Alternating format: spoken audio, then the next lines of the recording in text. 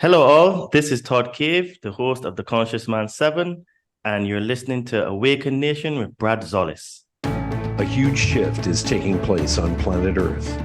People seem to be waking up. Tired of the way things used to be, they are creating something brand new and changing the world we live in. My name is Brad Zollis, and I get to sit down with the next generation of idea makers, the disruptors, and the game changers. Everyday people, just like you and me, from all over, who are doing amazing things to Awakened Nation. Hey, everybody. Man, you are in for a treat today. I got a buddy on today that I was introduced to from Shannon Blaine. Big shout out to Shannon. Thank you. But what intrigued me about Todd Cave, is he's the host of the Conscious Man 7 podcast. And he talks about everything, man: spirituality, evolution of human consciousness, religion, fitness, ancient hidden history, current affairs, geopolitics, social dynamics between men and women, and personal development.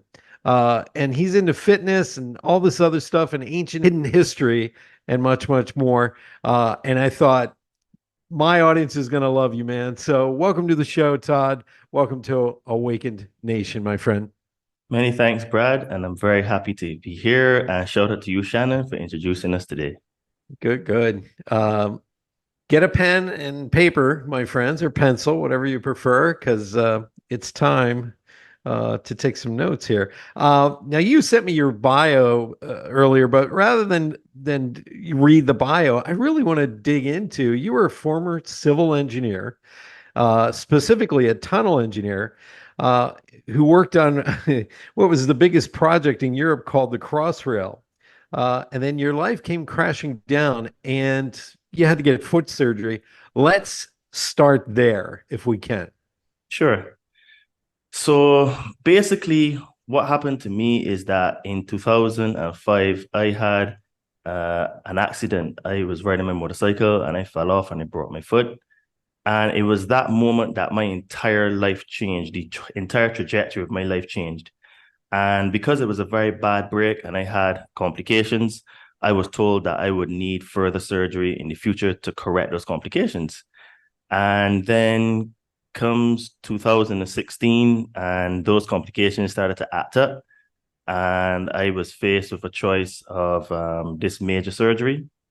And when I did the surgery, I would never forget when I woke up, because it was a 6-hour surgery. It was like 12,000 pounds. And it was super, super evasive. So anyone that goes to my profile can see like some of the pictures. And if you want, I can send you some pictures as well to show you. But I had what you call an Elizaroth frame drilled into my foot. And when I say drilled, I mean drilled. So it was a metal frame that was drilled into my ankle. And what they did is that they drilled into my shin and to my foot, and they separated the two bones between the actual in that what made the ankle, and they did that to allow the cartilage to grow back. And I would never forget that after I woke up, and obviously I knew what the surgery was, but when I woke up and I saw it on my foot, the literal words that I said were, "What have I done?" I knew from that moment that my entire life changed. So what happened is that after I had the surgery, that surgery basically was the catalyst for a series of dominoes in my life to fall. One of the dominoes was that I was made redundant from the Crossrail project. And mind you, at the time, life was good. I was making good money. I was traveling, having loads of fun. And I was made redundant. So then after I was made redundant, I got really, really fat. And then I started to get depressed because my foot wasn't healing as fast as I wanted to heal. And what happened is that I started to go down a really sort of like deep, dark hole of like, I was on the verge of like depression with everything that I was going through.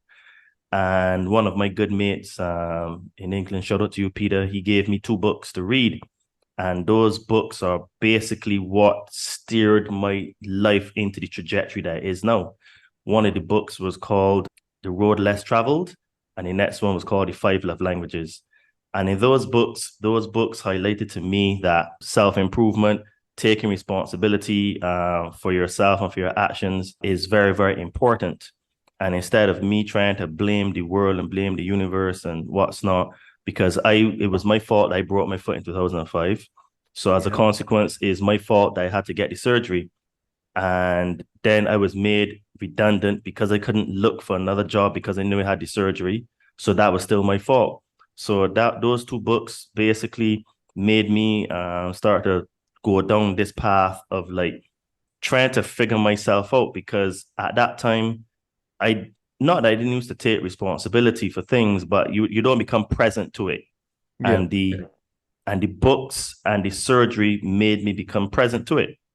So what happened then is that at that time in 2017, this was when Donald Trump was just in office, and I was tired of basically just using social media and just posting memes and all that kind of stuff, and laughing at supposed normies and stuff. And I started to pick up a book. So the first book that I had picked up was a book called The Lost Book of Enki, and that sparked my interest in the things that we will talk about on this show. Where it's like, Yeah. because my father had given me that book, like, from memories, and I think this was like 2008, Yeah. and I had quarter read the book, but at that time where my head was, it didn't seem very interesting, so I was just part reading it. But when Right. I took it up now, because I had all the time in the world, I was on crutches for 15 months, stuck in my four walls in my room, and I started to read this book. And that book blew me away. And I was like, wow. So, according to this guy, basically he's saying that we were seeded here from extraterrestrials. And I was like, this can't be right. Zachariah Stitchen, he's got to be full of BS. Right. So, what happened then is that I ended up finding a channel on YouTube. At the time, the name was the Global Witness.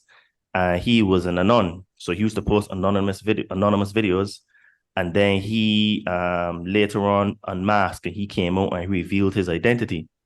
And he basically was saying some really strange things. He was saying that in the Bible, in the Genesis story, the serpent in the Garden of Eden is actually the creator of us. And I'm like, this guy is mad. He can't be. So what happened is that he started to tell on his shows all the books that he read and where his sources were. So I was like, okay, cool. I'm gonna prove this guy wrong, because he just can't be right. Right. So I went on this massive binge on reading Pista Sophia, Nag Hammadi, codices. I started to read the Quran, looked into the Talmud, started to read the Bible, and everything that I was finding started to disturb me, because it was like, hold on a minute. Well, all I'm seeing is that our religious books are just mere carbon copies of the Sumerian tablets, which Zachariah Sitchin said are the original tales that Yeah. all of our society is built upon. And I was like, okay. So I started to go through that phase now where I was like, okay, no, I need to read more and read more. And then I started to, yeah, because I just couldn't believe what I was finding. Right. Not to interrupt, but I want everybody to imagine this for a moment. Todd, for most men, when you lose your job, you lose your identity. So, you're crushed. You are going around on crutches. And this wasn't a little operation, this was major surgery. And here you are. I'm trying to paint the picture for everybody. You're forced to awake up. And I think that spirit gives us these moments where suddenly we're forced to go down a certain road, because you've been chosen, man, to get the word out on a lot of this stuff. Would you say that's true? On hindsight, talking to you today in 2024, I would say yes. At the time, I would say no, because I kept talking to my mother, because my mother was, fortunately or unfortunately, she was like the person I would just tell all this information to, because I needed an outlet. And she was very patient, and she always listened to me, and she's a very good mother and a very good woman. And I just couldn't understand why it is I'm finding all this information. what is the reason? And I would just keep telling her stuff. So I gave her some of the stuff to read, like the Atrahasis and the Enuma Elish. And she couldn't even finish the Enuma Elish because it's so grim in there, where you have basically humans having to eat their own children in order to live and all that kind of stuff. When they thought they sacrificed one of the gods and did an incantation to create man. And this was Yeah. like some really eerie stuff for her. So she couldn't even finish it. And I just kept wondering, why am I finding all this information, and why am I just like so perturbed by how things are? And as I started to delve further and further, I started to go really into the Quran and then the Bible as well. I'm like, well, I started to realize that the word that we refer to as God, for one, is very limiting to me, because God is actually the ineffable, which means it can't be pronounced, is the omnipresent, omnipotent. And there's no real word you can use, but the best word I find is source, or the creator of all things. And I started to see a common theme in Judaism, Islam, and Christianity.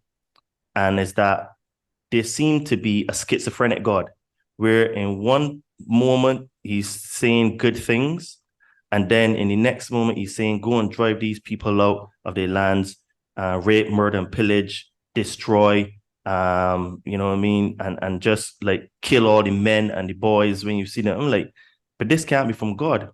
So then I started to have my own spiritual awakening that was forced upon me through, as a result of having my surgery and then losing my job. And what you said is exactly right. I felt like my identity was lost, because here is, I was a really good civil engineer on the biggest project in Europe at the time. And that project was worth 16 billion pounds. I used to travel all over the world, and what I mean, I never had an issue with girls and stuff. So I was living life, right? And then you come crashing down where now, like, your source of income is taken away, then your identity is taken away, my physique was taken away. All of these things started to happen to me, and I'm like, and all I'm doing here is reading books in order to try to cope, because I thought that I was going to lose my mind, right? Yeah.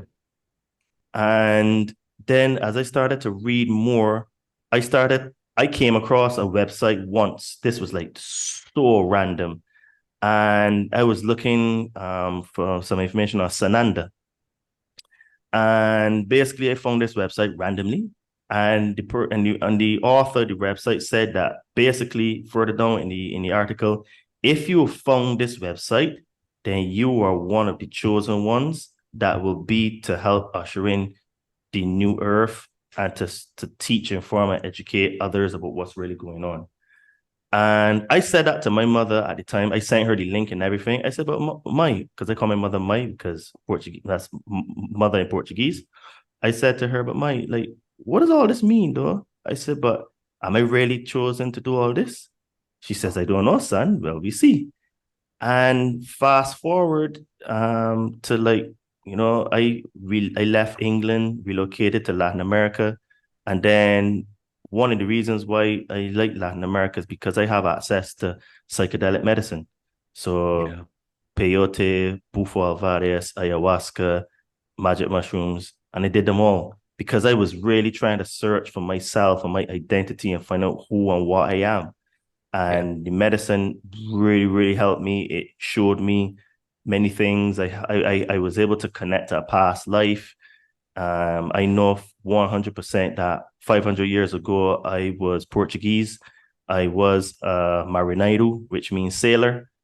I connected with that past life, and all the memories came back of me on the ship singing Nice. Fatu, Fado, which is Portuguese music indigenous to Portugal. So, it was a real journey for me. Yeah. I love your journey, because I've had very similar things happen to me. I've done ayahuasca and peyote and um hape and sananga. Mm-hmm. And what I find is consciousness here in the United States and all around the world, I'm not just saying the US, but something started to really shift in the 60s and 70s here, because you were talking about Zachariah Stitchin. A lot of people don't realize, these books started coming out when I was a kid. I picked up a copy of Eric von Daniken's Chariots of the Gods, and he started to lay out that these might be extraterrestrial beings that came to us instead of what, these are accounts in the Bible, not of God, but of space beings. And I thought, oh, that might be possible. And then I started reading some Zachariah Stitchin, who talked about how we were created. The all these, the Anunnaki coming down and creating man to be a slave race, basically. And a lot of people may think this is some sort of science fiction, but these are all based on tablets and writings and analysis that these men have done some very deep, deep research. And I take my hat off to you in this awakening, because I truly believe you've been chosen to do this work. You've been chosen. And I hate to say it, it's happened to me, it's happened to you, it's happened to so many people. We were on that course that the physical universe tells us to do. Go to college, get a good job, do right for our mom and dad, do all these things out of perfection, make a good living. And at the end of the day, you have to ask yourself, folks, if you're listening and you're rolling your eyes, did God really put you on this earth to just work for 45 years and then die? you know, there's something greater that we all have been chosen to do. We just have to figure out what our mission is. And Todd, sorry to interrupt. I just wanted to give a little bit of context as to some of this work. And I really want to go into this. And this is why I want to do on the show is the plant medicines that have been used for thousands and thousands of years to wake people up in consciousness. And I believe it was Graham Hancock. He did a TED talk that was banned years ago, where he talked about ayahuasca and the awakening of consciousness. And he stated there's a war on consciousness. They want you dumbed down on this planet. They want you to not know your heritage. And on many, many levels, Graham said this as well. We are a species that has amnesia. We can't remember who built the pyramids. We can't remember, that lineage should have been passed down. And so here we are in a day and age now where people are beginning to wake up. And I want to talk now really about your journey with these plant medicines that, awaken us at such a profound level that even places like Stanford University and all these colleges around the world are starting to do the research on these traditional tribal medicines that are now available to everyone. Yes. So my first encounter with the medicine was ayahuasca. And what happened to me is that after I had my surgery in 2017, I went down this deep, dark hole of myself. And I knew that my time in England was finished. I knew I had to get out, but I did not know where I was going to go. I did not know how it was going to look. I did not know what I was going to do. Right. And there was this guy that I found on YouTube. His name is Jeff Berwick. So he's a Canadian expat that lives in Mexico, and he has a conference called Acapulco that he hosts in Acapulco, Mexico. So I remember I had always followed him because he was the guy that the reason why I got into cryptocurrency and precious metals and understood a little bit more about the system and how it's a fraud and that taxation is just theft, all these kind of anarchist type philosophies. And I remember it was 2018 and he had started to just bring out the promotion for Acapulco 2019. And this was like, we talking about 8 months away. I bought my ticket in June and I'm like, I'm going.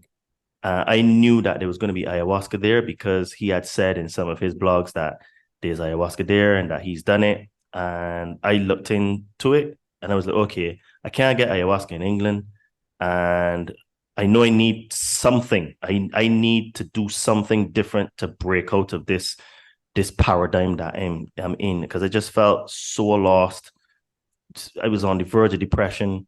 I didn't, because subsequently I had gotten another job in 2017, October, and then I was made redundant again in 2018.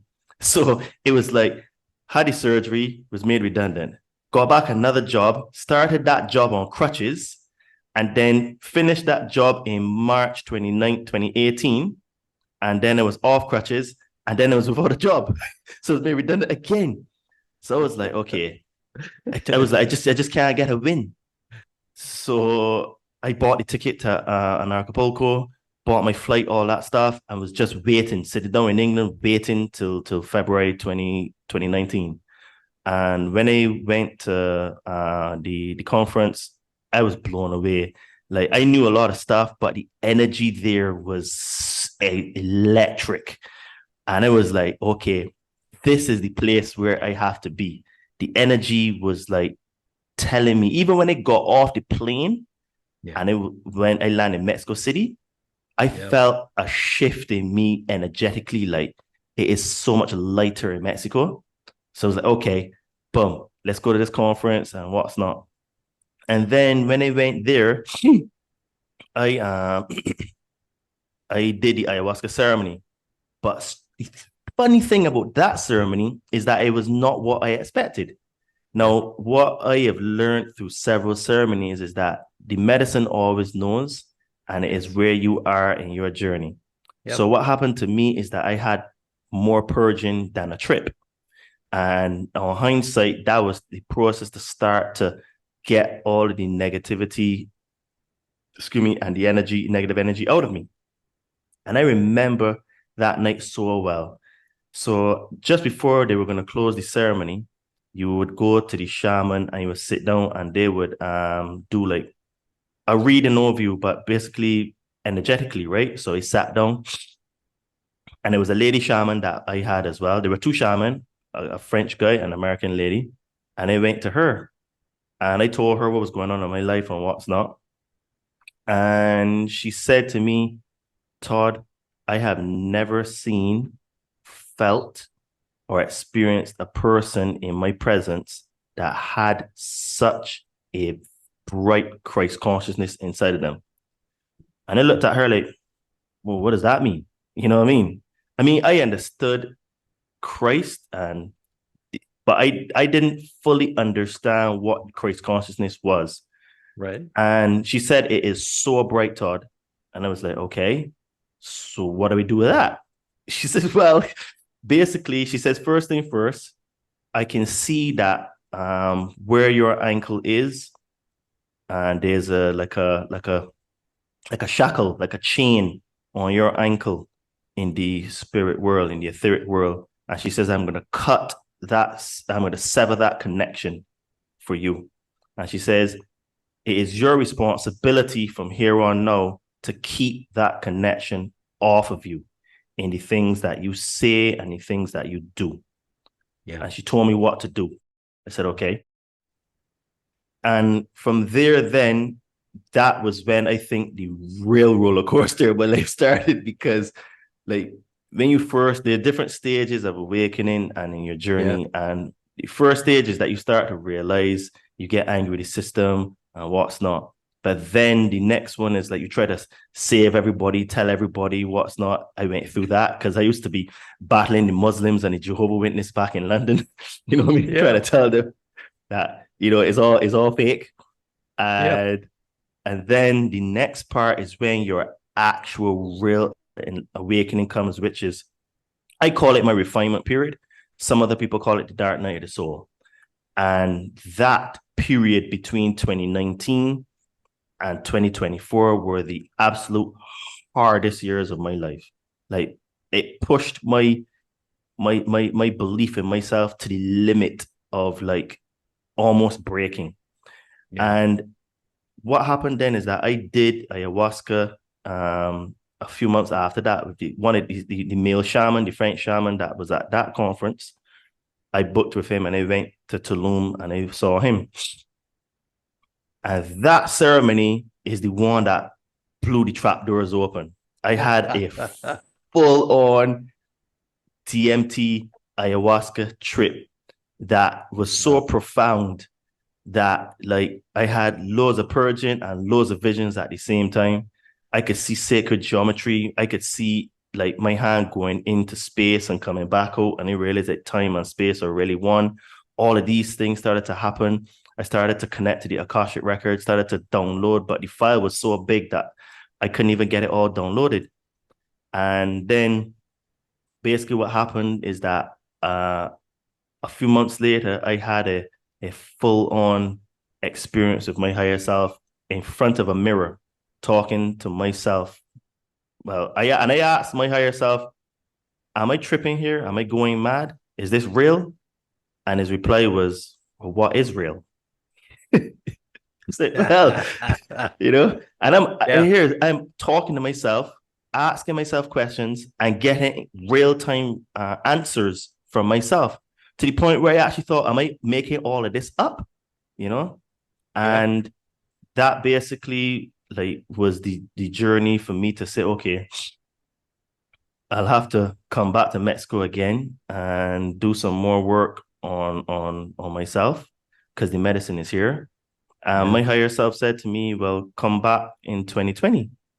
And I was like, I don't want to come back because it was very hard, life in Mexico, right? And you're trying to find yourself and what's not. And after about 2 hours of deliberating in front of the mirror of whether to come or not, I decided, okay, I'm going to do that. And then subsequently had another conversation with myself. And my higher self said to me to become a fitness trainer. And that's something that I didn't want to do. In fact, I resisted it because at that time, I was not in the best shape either. I was not in bad shape, but I was nothing like now.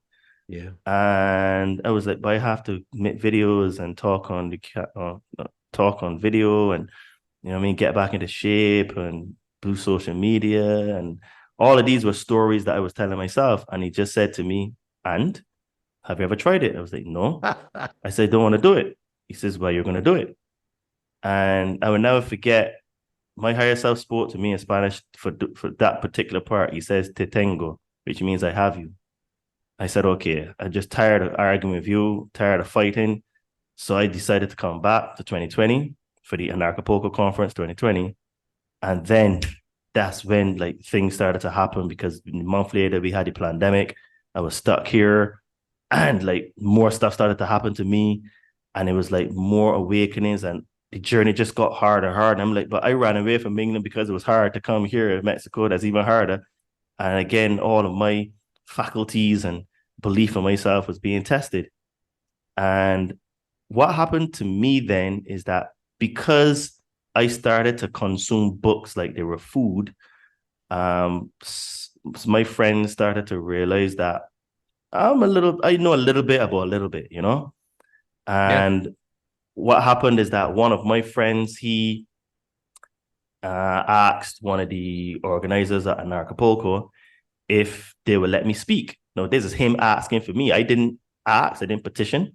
One Sunday I got a call, and the lady, she says, your mate said that you were quite knowledgeable in certain things. We were having a spiritual day because they were doing a digital summit called Anarchovid. And she says, would you like to speak? I was like, yeah, sure. And that's basically what started me to even public speaking like this, because I did that presentation. It was digital, so it was online, in person. It went really well. And then I asked to speak at Anarchapulco 2022 in person, and they accepted me. And that was when my whole podcasting, I guess, career, for the lack of a better word, or journey, maybe a better one, started. Because I blew people's minds of what I shared, right? With all the ancient hidden history, Anunnaki stuff. Yeah. And there was a guy that I will thank him publicly as well, because I never got to do it, but I met Jason Christoph there. I'd done one of his workshops in 2019. I know Jason. Yeah. I met him in the crowd after I saw him. I politely self-invited myself on his show, And he politely, graciously said, okay. And that basically opened the door for me to be speaking. And then another guy heard me. He invited me on his show. We did 3 shows.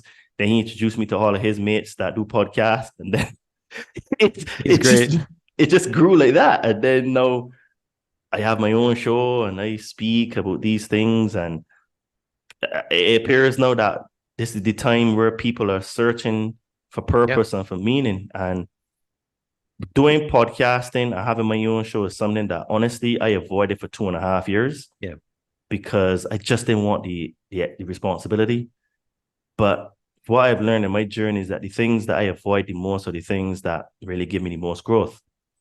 And basically, since starting my own podcast now, I have had I can finally say I found my purpose. So when you ask me the question about purpose and if I'm one of the chosen ones, Yeah. now I can categorically say yes, because I get up on a morning and I feel like I'm actually contributing to society. I'm helping people Yeah. in all ways, because I'm very much about the mind, body, spirit complex. And I can teach, inform, and educate people with the information I share on my podcast. And those people that I do end up training physically, because I'm a trainer, then yes, I can help them in their body. And then I also work with a small company that does magic mushrooms, and I help people on their spiritual journey and help connect them with magic mushrooms. So for me, I feel like I am actually doing the mind body spirit complex in a different in my own form and way, and helping people in the process. So it gives me Yeah. great joy to do what I do. I love what you're doing, and it is about waking up. And folks, if you're Muslim, if you're Jewish, if you're Christian, there's nothing wrong with following those paths. But there's a part of them that's been taken over, and the original teachings have been destroyed for the Western mind, for you to be controlled. And you may not believe that, and you may think, "Wow, Brad, you're going off the deep end." But the reality is I grew up Catholic and then Christian and all this, and I started to realize I was almost being kept in a childlike state. I wasn't given any power or understanding or the raw truth of what I was as a soul being. And I know that is what Jesus was really trying to say to people, or whoever you follow. It's about reaching the soul and soul consciousness. And so many of the things that you've talked about today, Todd, have been, pretty much my journey as well. That awakening, that shift. And a lot of you hear the word consciousness a lot. Some of you may believe consciousness means intelligence.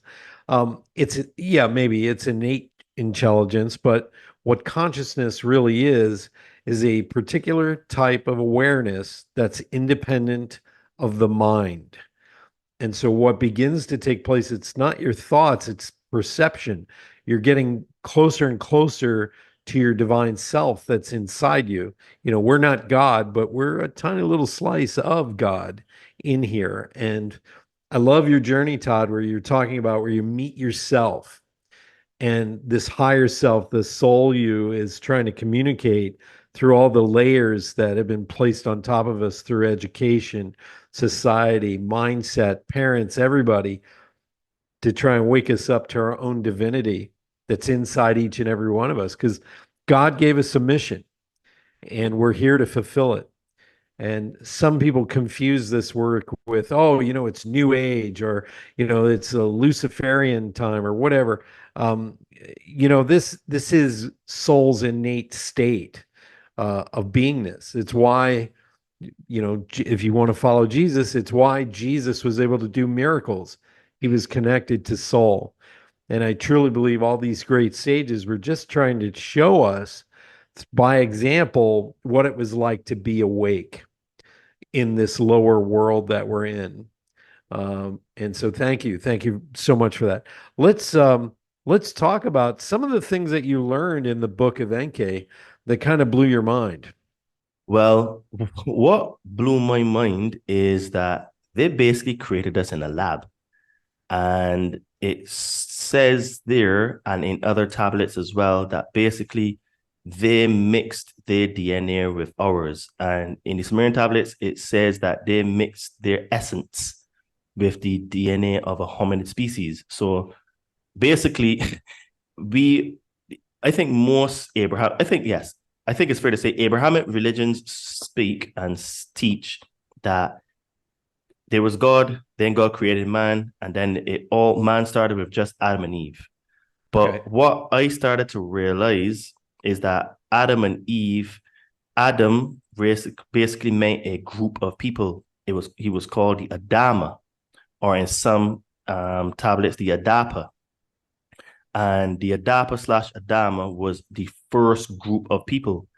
And basically what they did is that, according to these tablets, they took a hominid female and then they mixed their essence through in vitro, basically, because this is where the immaculate conception story comes from, because Mary, and if you look at Jewish texts, Mary's mother, so Yeshua's grandmother, was also a virgin birth. How you can have someone to conceive and not have sex with a man is through in vitro. So basically, it was through with a zygote, right? They insert a zygote inside of Isis.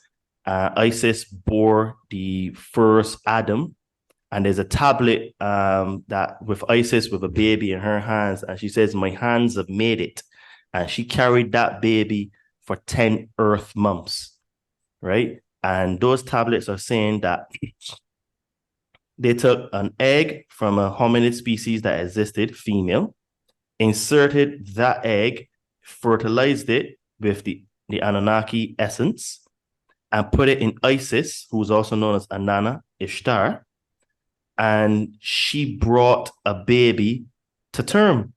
And then this is where the Genesis comes from, where it's called Gen Isis, generation of Isis. So even the whole Genesis story is a story about Isis, Anana Ishtar, giving birth to humanity through in vitro artificial insemination. So that was one of the first things that blew my mind.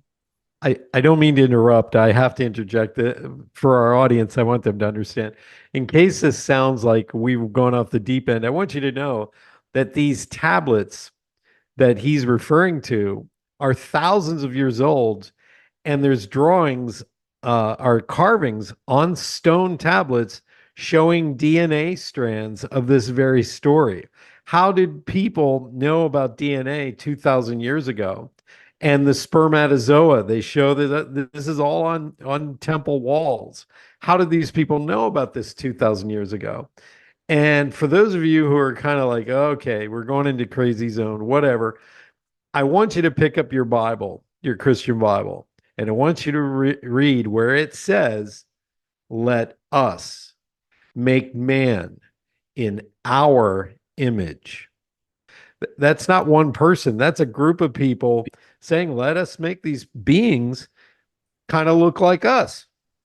And it's fascinating because this is a great mystery. We're not going to have all the, the knowledge right away. We're learning it as we go, but this is the beginning of awakening to who we truly are. Sorry to interrupt. Let's continue with more of what you've learned. And then what I also learned is that these Anunnaki beings are the ones that taught us everything. They taught us how to be warring, because the two main characters in this whole Sumerian tablets are Enki and Enlil. And if you look at those two characters have basically shaped the duality system that we live in. This is why politics, for the most part, is based on a two-party system. And when you look at the caduceus, which is the medical symbol, or also called the staff of Hermes, you see a staff with two twisted serpents going around the staff. And the allegory for those are that those two serpents twisting around the staff represent the duality system that we live in, which is Enki and Nil system. So on one side of the staff, Enki is good, but when he goes to the next side, he's bad. He goes to the next side, good, next side, bad, and the same as Enlil, because Enlil is also known as Haldi. And this is new information that's coming out now. Haldi was at one time a giver of consciousness. So it appears that this duality system really came from them. And then when you look at the staff, which shows the middle path, which is the path that Buddha talks about, taking the middle path, and the path that Christ talks about is the narrow path. He says the path is narrow and few find it. So if you look at that and the caduceus, you see the two twisted serpents, which also has another meaning because it represents our DNA.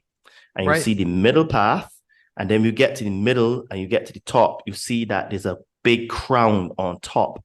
So this is where you become the God man. This is where you're enlightened and you grow wings. Not necessarily that you fly, but the wings represent elevation of consciousness.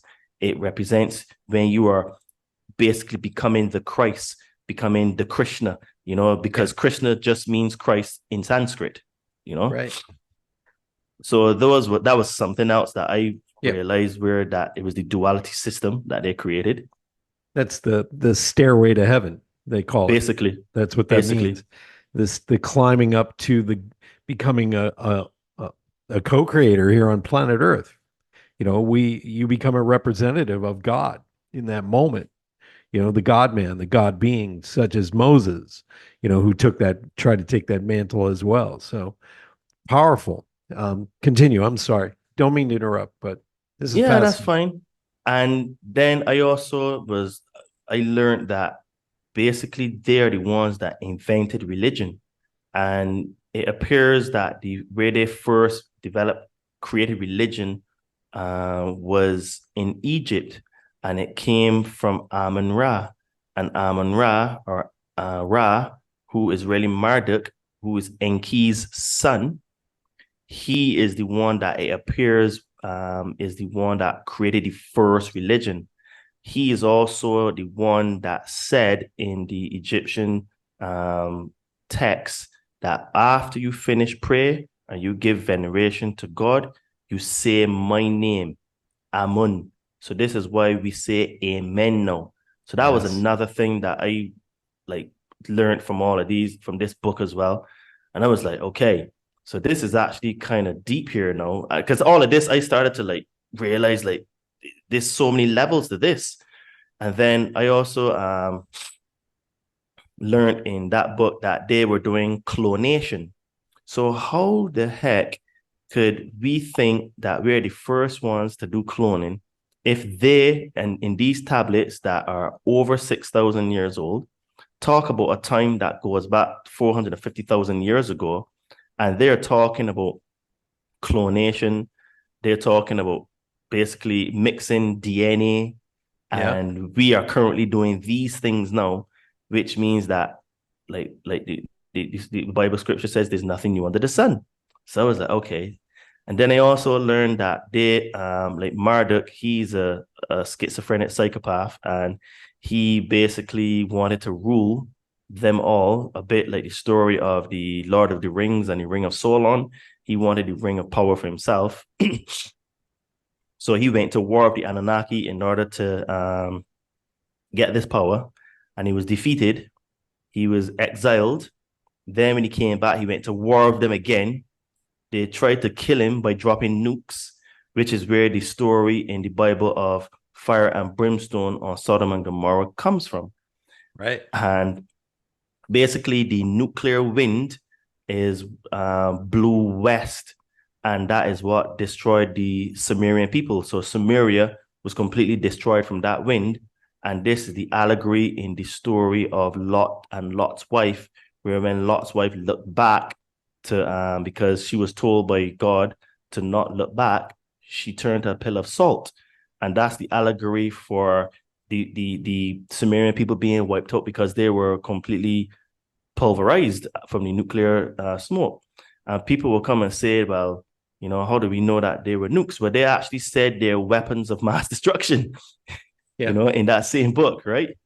Right. And they found a stone that's been vitrified, which means it's been heated at such a high level that it becomes molten, and the cracks between the stones actually merged into one. That's why you see this in very various parts of the world where they can't explain it, because the weight of vitrified stone means they have to, and I'm not going to get this number right, but it's thousands and thousands and thousands of degrees just striking something to get vitrification. So there is sort of maybe somebody would call this circumstantial evidence, but the reality is it's there, it's right in front of us. Yeah, and one of the places that this is very much shown is a place called Mohenjo-daro in Pakistan, right? And the same vitrification then took place over there, that when you scratch the surface of the soil, there's sand underneath. And the only way for you to get sand like that is from the vitrification, from temperatures getting extremely high. And up to today, if you take the radiation levels in Mohenjo-daro, they are way, way, way above that. Nothing grows there. Animals wouldn't even eat the corpses that were there at the time. It is just pure vitrification. So, like, when I started to learn about all these things in the book, it really like shocked me. And then like to realize that Marduk Amun-Ra, he's the real, he seems to be the god that is ruling the earth right now. And he's the one that loves all of this child sacrifice and pedophilia and all that kind of stuff, is really him, because he always demanded blood, because he was also the chief god in Babylon, but his name there was called Baal, Baal or Baal or Bel. So where you have, so in that same book, in the Lost Book of Enki, what I connected is that Bel is a title, and Bel means Lord. So where you see in the Bible, Lord, in most cases, it is actually Marduk that we're talking about, the Lord. And it goes mad, because when you go to a site like Bible Hub and you bring out any passages and you go to the interlink, which basically would go back to the link between the ancient Greek that was written in, you see that when they translate it back to English from the original Greek, the word Lord is written in capitals, it's in a different font, and it looks directly like it was put there. It was inserted there because the original Greek had the word Elohim, and the Elohim, which means the powerful ones or the mighty ones or the judges, and a less accurate translation would be the gods. But there's a guy called Mario Beglino who did some excellent work translating some ancient scripture in the Vatican, who lost his job because he went public and wrote books about what was in it. And he said that originally the word was Elohim. And when you look at the root words and break it down, Elohim means the powerful ones or the mighty ones, which again, you could, and he said a very loose translation is the gods. But the point is that they were plural. It was not one single entity like organized religion likes to tell us. So those were things that I learned, and I basically, that book started me down a massive rabbit hole of just searching for information, led me to books like the Kabbalion, the Bhagavad Gita. The Bhagavad Gita is one of my favorite books because the Krishna talks about Krishna consciousness. And the reason why I made the statement early in this conversation that Krishna really means Christ is because in Greek, the original word is Christos. Christos went to Latin and became Christ. Christos in Latin to Sanskrit is Krishna. And in the Bhagavad Gita, Krishna says that he is the Godhead supreme personality. And when he revealed his full glory to his student Arjuna, the light was so bright that after a while, Arjuna got scared and he asked him to never reveal his true self to him because there was so much light, so brilliant. And at first he was like, wow, this is so amazing, it's nice and everything. And then afterwards he got scared. And it reminds me of the parable that Christ says that when you first come into, like, I'm paraphrasing here, but basically he says, my words are like sweet in the mouth, but bitter in the stomach. So it's like when you first hearing it, it's nice. It tastes so nice, like you're telling everyone. But then when it gets inside of you, it causes all these convulsions and, you know what I mean, bad, upset stomach, because the information is so powerful. And that's similar to like what happened to Arjuna and Krishna, where when he saw the full brilliance of Krishna, he got scared. He was like, no, no, no more, no more. I can't do it anymore. Please stop. So, that book, Lost Book of Enki, led me down some really interesting books that I've further read. This is part of the zeitgeist that we've, not been taught. We've been taught this mystery and made Jesus this God being instead of the human part of him that was raising consciousness and the fusion of both the man and the God part in him. And so they've kept that truth from us for a very long time. This is something you can look up. Anybody can look it up. And a lot of people, they want to poo-poo this stuff, but all I have to say is, tell me the original names of the apostles, not the English version, the original names. And most people can't because they've hidden that from us. Well, it's very similar to that. They've hidden the original name of the character that became Christ, because it took about 1,600 years to go from Yehoshua to Jesus. And when you look at it, they took out the HW first, because it was capital Y, capital W, capital H. So that part, the Hua, so they Yehoshua, so they took out that whole part, and then they just was Yeshua, because and then after Yeshua it became Iseus, because Yeshua became Iseus in Greek, and then what happened, that further transformed itself into Isus. And the funny thing is that Iseus actually means hail Zeus in Greek. So this is why, me personally, I don't use the word Jesus unless it's in an explanatory context. And I always use the word Yehoshua or Yeshua, because those are the original names. And in truth, Jesus is actually an egregore. And an egregore is a non-thought form that is created from the collective thoughts of a said group of people. And seriously, because the name never ever existed. And it's very hard for people to understand that. And when you try to tell people, well, this is what the meaning of an egregore is, and this is what basically the correct term is that it is a non-physical entity or thought form that arises from the collective thoughts and emotions of a distinct group of individuals. So basically, if you look at the word Jesus that never existed, Jesus becomes its own entity through the collective thought form and emotions of the people that use it. So I tell people, Jesus never existed.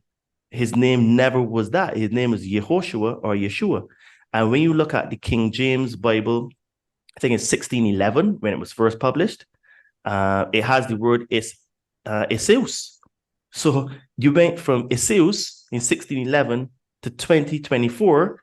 Well, I mean, it was a bit earlier than that, probably 1700s that it transformed into Jesus, because it looks like if the King James Bible was the first book printed in English to push the English language, right? So it went through a lot of changes and metamorphoses and transliterations, but we end up getting a spit out version of Jesus.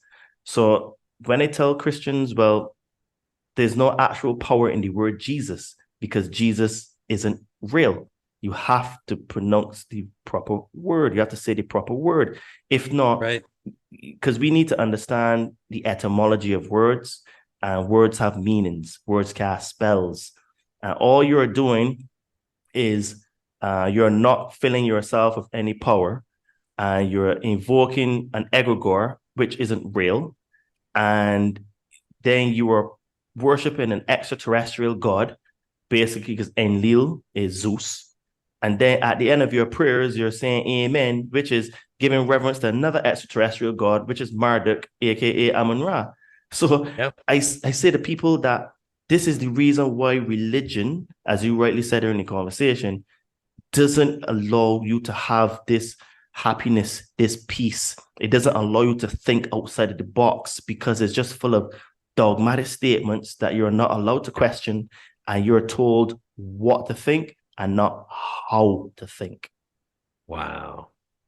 So this is why like conversations like this are very, very difficult for fundamentalist religious people, whether you're Muslim, Christian, or Jew, because I tell people the same thing about Islam. I tell people that if you think that what is written in the Quran and in the hadiths are real, then you have a very big elephant in the room, and is that the Arabic language did not have diacritical marks, which are the dots on top of the rasm, which is the consonant, Right. until the ninth century, the late 8th, early 9th century. Muhammad died in 632, which is 7th century. And you had a supposed recension in 654 by Abu Bakr, 652, I think, yeah. And he was supposed to have standardized the entire Quran. But up to this day, there are over 32 different variants of the Quran. And the standard Islamic narrative is that there's only one Quran, it's never changed, it's the eternal word of God. It existed in these eternal tablets in heaven, and it was given to this guy called Muhammad. But yet still you have another elephant in the room. The word Muhammad is only used in the Quran 4 times, right? So how can this guy be you saying is your prophet, and his word, his name is used 4 times? Even Yeshua, who they call Isus, is Isa, sorry.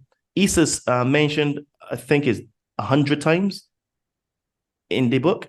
So you have a supposed Christian deity mentioned in the Quran 100 times, and the prophet that they're supposed to be following is mentioned 4 times by name.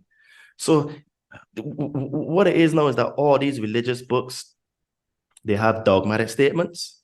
They tell you to open your mouth, swallow this, don't say anything, even if it's bitter in your stomach, ask no questions, hear no lies, and just do as we're told.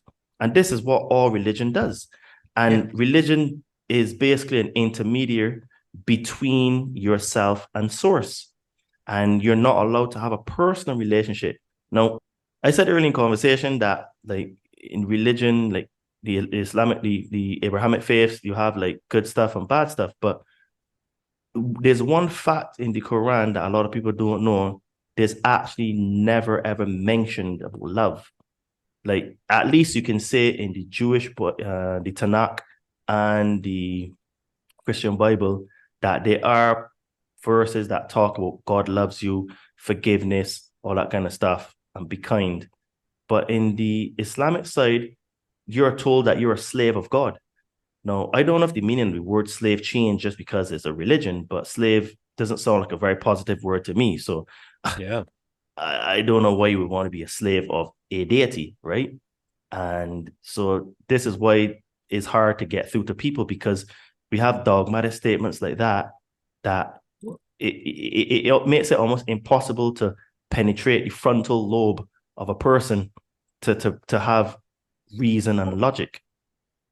Well, this is a fascinating discussion, because what you're really saying is the human race ready to take the next step to realize that religion has actually gotten in the way of our relationship with God? It's really a control mechanism. And here we are now. Are we ready to stand on that precipice and move forward, understanding that we are soul? We need to just look at each other and love each other. And all these stories and all these control mechanisms need to be let go of. And we, I guess, need to awaken to the fact that we've been controlled for thousands and thousands of years, and I guess didn't really understand it.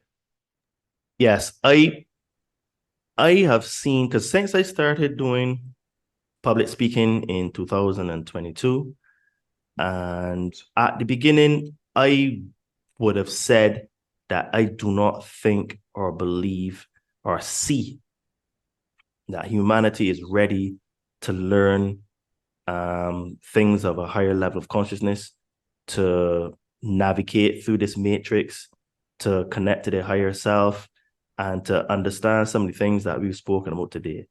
I would have categorically said no. But now, excuse me, in 2024, I've seen a huge shift to the point where now, like, my inbox on social media is rammed because I get a lot of messages from people now, which never used to happen before because of the content I create and the things that I say. And I've seen, like, because I only started my podcast, I think May 31st was the first time I uploaded. And I have 24 episodes now. I have seen my analytics where the channel is growing. And I'm Right. like, well, this would not have happened in 2022 Hmm. because I would put out stuff and hardly get any feedback. Like I would go on people's shows, hardly get any feedback from anyone. Now Right. I go on shows and I'm seeing a visible difference because I think that what's happened to humans now is that subconsciously, the vast majority knows that something is not right. The Yeah. vast majority of people deep inside of their belly, their gut feeling, they can't express it in words. They're like, what is my life? I go to work, I get money. I spend a lot of time away from my family and I come home. I'm tired, I'm out of shape. I don't get to even spend time with my family when I come home because you only have 1 hour, 2 hours maybe. You go to sleep, you go and do it the same thing again. The commute is long. The money isn't really saying anything now because of inflation and Right. the purchasing power of the dollar going down. And people are now starting to ask themselves these questions like, who am I? What am I? From whence did I come? What is my purpose? Right? And Right. these are things that I had to ask myself 7 years ago, 7.5 years ago. So it just seems like if I had a small head start over people and then read a lot of books and did a lot of psychedelics to get me into position here in a way I can guide people a little bit and talk about my experiences. But I see now that people seem to be ready. Yeah. Dude, I am having conversations with people that 2 years ago, actually, no, when the pandemic started, yes, 4 years ago, 3 years ago, I had friends that they thought I was absolutely mad. When they told them that I was doing Yep. ayahuasca, they said, dude, that's just drugs. I had a conversation with a mate of mine back in Barbados, because I was born in Barbados, who told me he would want to do ayahuasca. And my jaw almost dropped. And I'm like, I say, but this guy said to me, I am mad. This is drugs. And then he said he's starting to consider spirituality and stuff. And it was a very different conversation that we had from 3.5 years ago. So I'm seeing it in my own Yeah. life with people that I have are my friends, people that I've had contact with for years that are making the shift because what happened to him is that some personal things happened to him and he started to awake. And I think that this is basically the catalyst for most people awakening. And I've got another mate that he says that humans only start to wake up until they go through a traumatic experience. Yeah. And that's what happened to me. I had a very traumatic experience with my surgery and everything else that happened. My mate in Barbados, he had a very traumatic experience with some things going on in his family. And that started to wake him up. And I think that this is the commonality between Yeah. all of us. Because I even asked my higher self once, well, was my accident in 2005 necessary? And he said to me, but Todd, you're a very stubborn guy. So we had to make it in a way that basically will force you. and I was forced to even to do this. But Yeah, the mad thing about it is that even though I was forced, it gives me a great joy to do.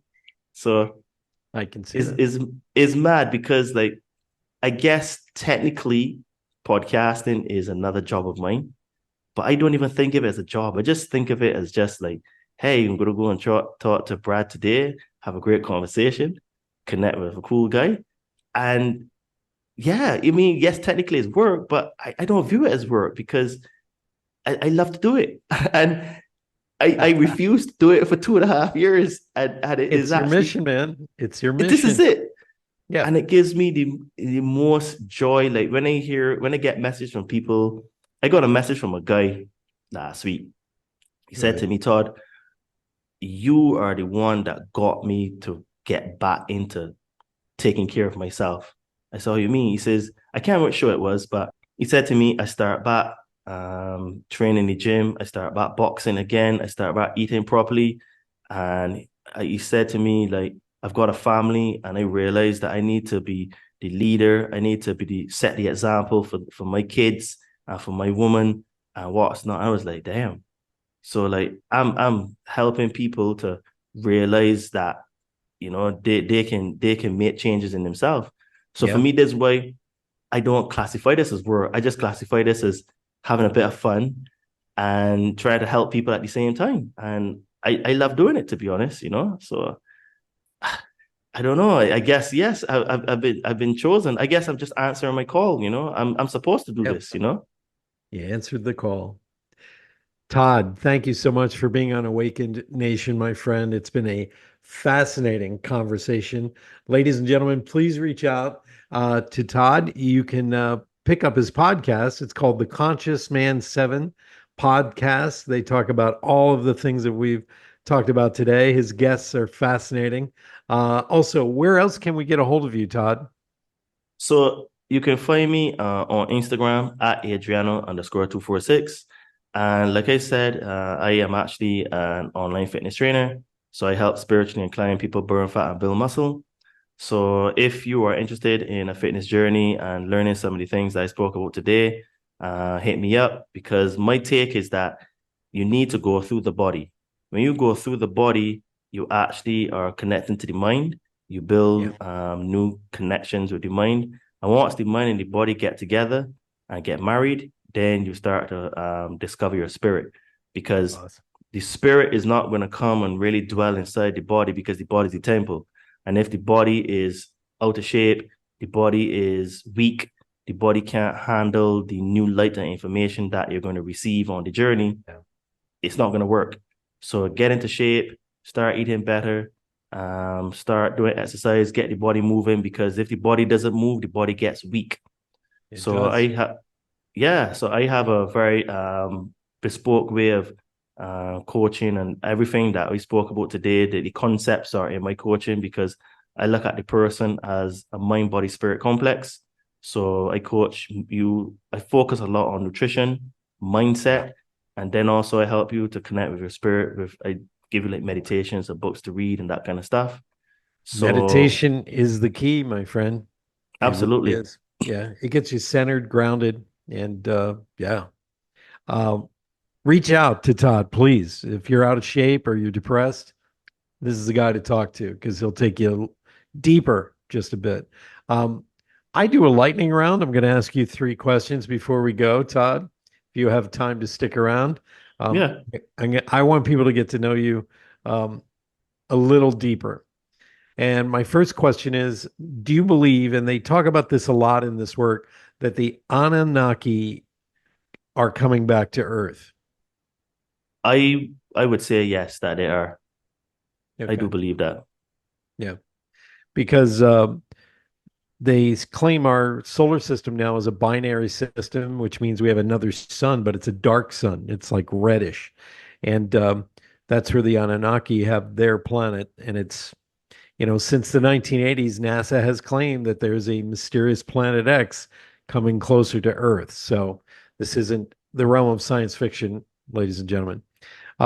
My second question is, you talked at the very beginning about your mom and dad being an influence on you. And I know this is important for people who come from the Caribbean or come from, like Italians, their family is everything. Hungarians, Irish, the family is everything.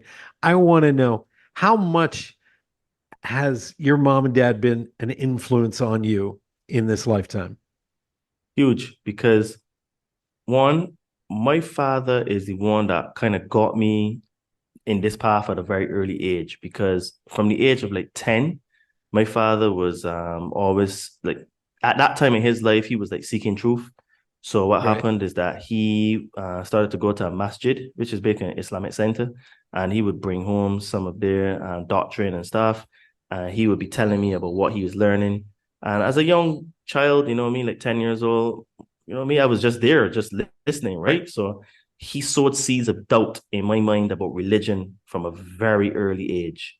And my mother has also been very influential, because my mother never told me no for anything that I wanted to try. She always like let me, like whatever sport it was, tennis, football, cricket, basketball, swimming, whatever it is, she just supported me. And then Nice. even when I started this journey, my mother was always in my corner, always supporting me. She never said like, "Oh, well, Todd, what you don't think about going about being an engineer or whatever." She said, "Todd, if this is your calling, do it."